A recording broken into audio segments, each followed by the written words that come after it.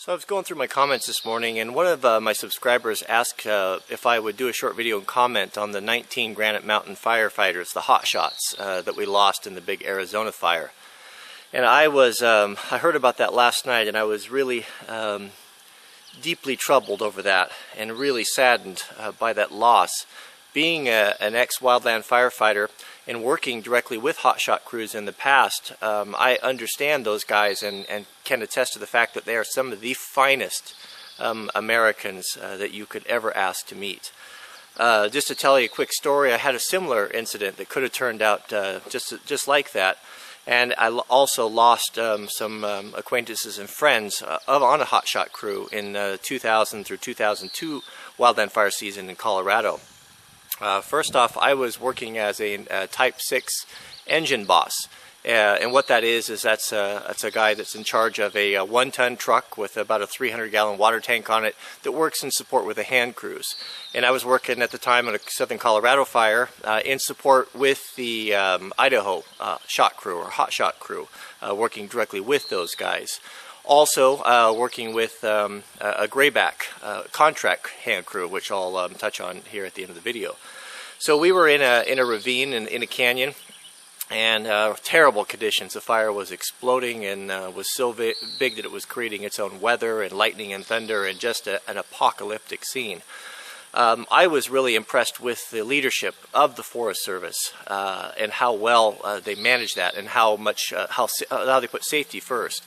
But we were working, I was working in support with that shot crew in a canyon, and we had an aircraft overhead. We had a spotter up on both hills, radioing down humidity percentages and just keeping an eye on the crews as we were working in the canyon.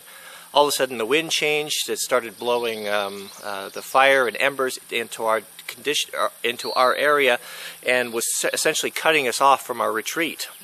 We got the order from up on high to drop everything and to vacate as fast as possible. I had the truck, and we had hundreds of feet of hose line out. We took our knives, cut the hoses, we ditched everything. All the hand crews dropped their tools, and we barely made it out of there, driving through trees that were burning and falling across the road. It was just like something you'd see in a movie, with a dozen guys piled all over the back of the truck down to the safe zone. So it can happen really quickly, and I understand that, even when you take the most stringent safety precautions. You know, when I first heard of this, and to lose 19 firefighters, I automatically thought, you know, where was the fire boss on this job? You know, why would we have had such an accident? And I just don't know. I've read several articles on it, and I don't know if someone was negligent, and I just can't speak to it. The only thing I can share with you is that safety was of paramount importance in my experience working for the Forest Service. Just to go on, in addition, you know, my experience with loss with the fire department is that particular grayback crew that I was working with, and some of the very guys that rode out of that firestorm on the back of my truck were later killed that year in an accident in their van, returning from that fire, and somebody fell asleep at the wheel, and the van flipped over, killing several of the firefighters. So it's part of the job. So I don't really have anything to add to you. I wasn't there. I don't know the facts. It's a terrible, terrible loss, and those young men and their families. It's just heartrending. Heartrending.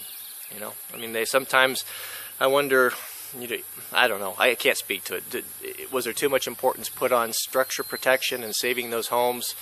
You know, how many homes can burn up? How many lives? I mean, how do you weigh that out? Are structures, I guess, as important as lives? You know, to me, you know, no, not if it was my son. It would not be. So, but I don't know. I can't speak to it. Just all we can do is just be sad over the whole thing. I don't know what else to say. So that's my take and kind of a little bit of my experience. And I pray for their families, and I am deeply, deeply saddened by the whole thing. So thanks for watching, and we'll see you next time.